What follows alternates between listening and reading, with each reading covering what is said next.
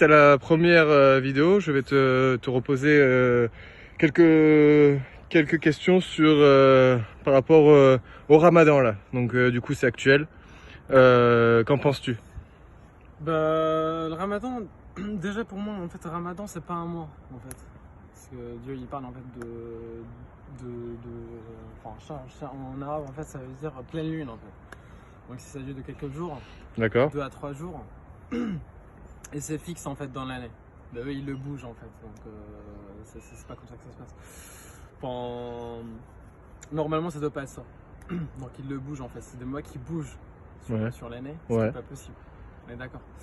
Déjà, le ramadan, en fait, c'est de pas boire et de pas manger. Ça, c'est bizarre, ça sert absolument à rien. En fait. La journée du coup, c'est ça. Voilà, il boit pas, il mange pas pendant toute la journée.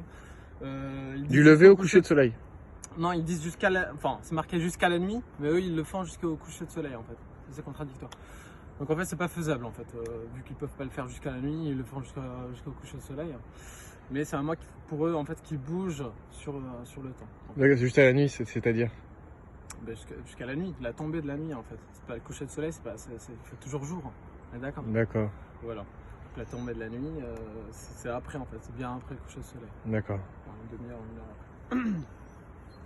Donc en fait, si tu veux, Ramadan, pas le mois en fait, la journée de Ramadan, si tu veux. Ouais. Il s'agit de nuit longue où tu dois pas parler pendant 3 à 4 jours, où tu te confines en fait.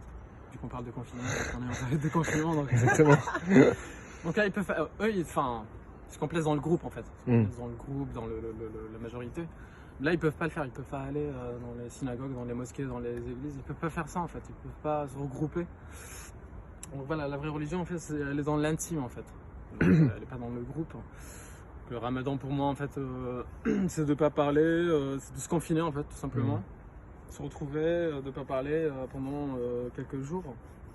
Et voilà.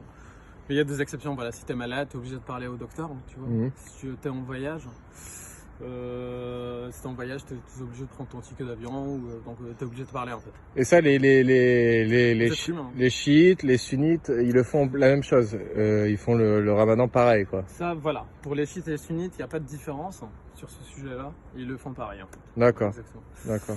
C'est quoi déjà enfin, bon, je me doute qu'il doit y avoir beaucoup de différences entre les chiites et les sunnites, mais la principale différence, on va dire. La principale différence, c'est sur les suiveurs en fait comment dire, sur les califes. Les califes, c'est des gens qui ont suivi en fait le prophète, Ouais. l'envoyé, le messager, après la mort de l'envoyé. Donc il y a eu un débat entre les suiveurs, ceux qui vont prendre le pouvoir après l'envoyé en fait, si tu veux. Donc il y avait, les chiites en fait, ils sont pour Ali en fait, si tu veux.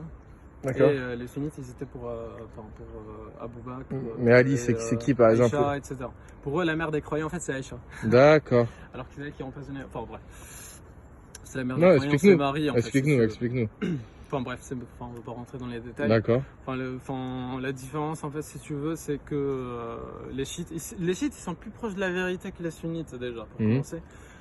Parce que les chiites, ils font pas d'attentats terroristes, ils vont pas couper des têtes, etc. Les sunnites, voilà, ils sont dans ils suivent à la lettre en fait les écrits humains en fait, si tu veux. Mais les Abous, par exemple, ils ont fait quand même un coup d'État en fait quelque part. Ils ont. Qu'est-ce qui s'est passé avec eux? Ce que tu appelles les Abous? Tu me parles souvent d'Abous. Les Abous, comme je disais en fait dans mes vidéos, les Abous c'est ce que j'appelle moi les Abous, c'est-à-dire les suiveurs, les suiveurs des chers des califes en fait. Donc ils bénissent les califes. Béni calife, donc Abou en fait. C'est pour ça ils sont appelés Abou en fait, c'est des noms de guerre. Des noms de guerre. Donc ils prennent ça de leurs idoles. De leurs idoles, ils s'appelaient en fait dans le temps en fait ils s'appelaient Abou Bakr machin. Donc voilà. Ok. C'est pour ça ils sont appelés Abou quelque chose. Tu vois ce que je veux dire? D'accord. Même s'il n'a pas d'enfants, donc ils vont en Syrie, etc. Ils vont violer des femmes, etc. Ils font des enfants. Et il s'appelle Abou quelque chose en fait, tout simplement. Abou ça veut dire père d'eux. Tu vois ce que je veux dire? Lors de la prise de pouvoir, il y a une partie de la famille, paraît-il, qui aurait été quand même décimée par justement cette branche un peu quand même violente, plus de l'islam, ou pas du tout, ça n'a rien à voir. Enfin, moi j'ai cru entendre ça, mais peut-être que je me trompe complètement. Branche violente, oui, ils sont très violents, bien sûr. Parce qu'ils suivent en fait leurs ancêtres, ils suivent leurs écrits en fait. Tout simplement qui te disent de tuer, d'exterminer, etc. Donc ils font pareil en fait. Voilà, tout simplement. Et il existe une autre ligne. À la lettre en fait le régime sunnite en fait. Mais est-ce qu'il existe une autre ligne quand même de l'islam? Une Oui, ligne voilà, plus pacifique? Est-ce qu'il existe? Exactement, oui, voilà, il y a une ligne qui se dit pacifique en fait, si tu veux. Donc c'est des musulmans, c'est la majorité en fait, si tu veux. Ouais. Donc, eux, ils suivent pas à la lettre leur religion. Voilà. Tu vois ce que je veux dire? Ouais. Ils suivent pas à la lettre leur religion. Donc ils suivent pas à la lettre leur hadith en fait, si tu veux.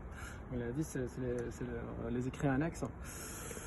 Bon voilà, donc ils suivent pas la lettre, ils prennent pas la majorité, ils prennent ce qu'ils veulent en fait, les pratiques quotidiennes en fait. Donc prière, ramadan, machin. Mais ils vont pas tuer, ils vont pas machin. Donc c'est tout un cheminement. Donc on parle souvent de radicalisation. Donc la radicalisation, c'est tout un cheminement. Tu peux te radicaliser d'un jour au lendemain si tu tombes sur un hadith en fait qui te dit